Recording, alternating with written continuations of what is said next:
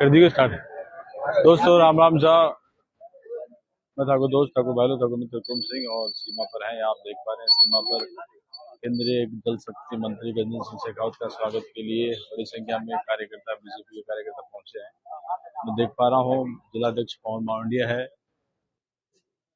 सांसद नरेंद्र कुमार जी आ चुके हैं, कुबेर सिंह जी दिखाई दे रहे हैं मेरे को, और भाजपा विधायक सूरजगढ़ के सुभाष जी पुणे दिखाई दे रहे हैं। इसके अलावा मैं देख पा रहा हूँ फाउंडेशन का शर्मा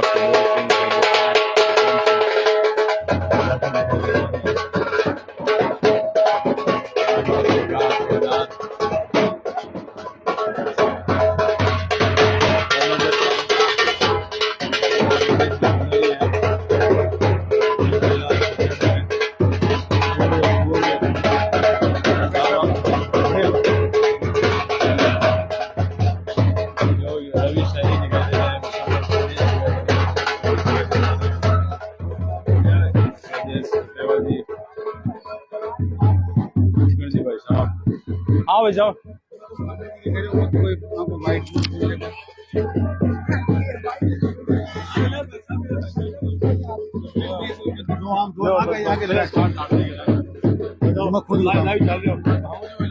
हमको यहाँ झुंझुनू जिले के बॉर्डर पर केंद्र सरकार के माननीय जल शक्ति मंत्री पधार रहे हैं, आदरणीय गजेंद्र सिंह जी शेखावत साहब उनके स्वागत में आए हैं। पूरा जिला उनके स्वागत में उमड़ा है, हम भी शरीक होने आए हैं।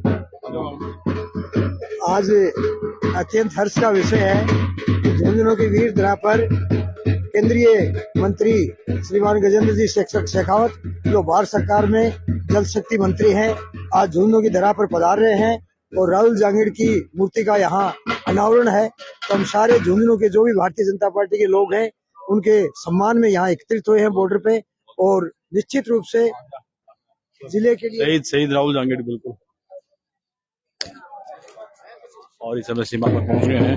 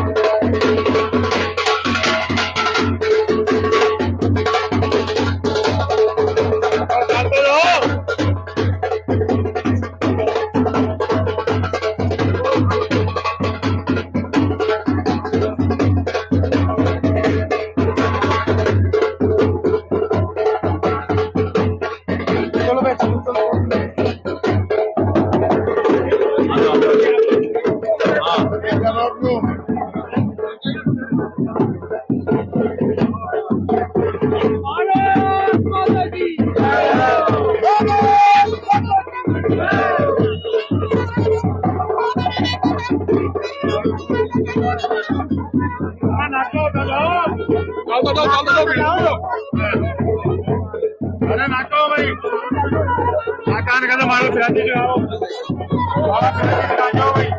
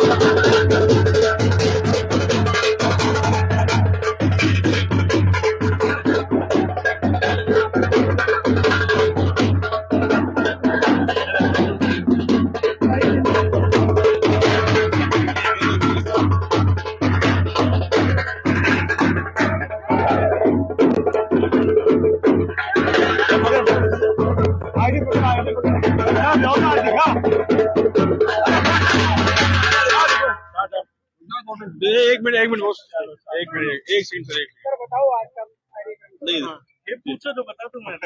सर, पूरे राजस्थान में इस समय यात्राओं का दौर है, बीकानेर की भी यात्रा की चर्चा है, क्या पार्टी गाइडलाइन या किस तरीके?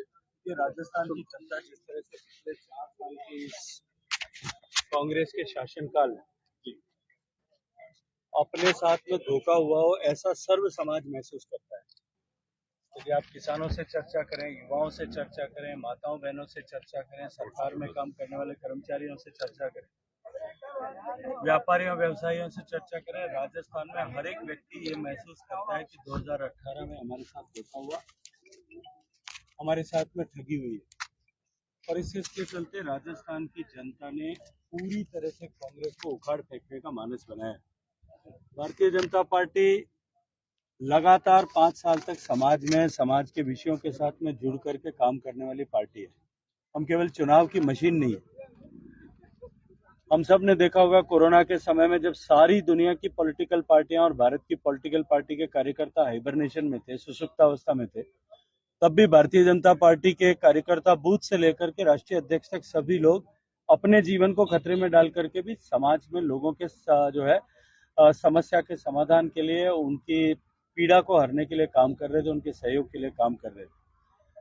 अब जब चुनाव का दौर शुरू होने वाला है, 1 साल बचा है, तो निश्चित रूप से सभी लोग अपने स्तर पर अपने हिसाब से काम की गति को बढ़ा करके, संगठन की ताकत को बढ़ाने के लिए, संगठन के व्याप को बढ़ाने के लिए, सांगठनिक क्षमताओं को बढ़ाने के लिए काम कर रहे हैं।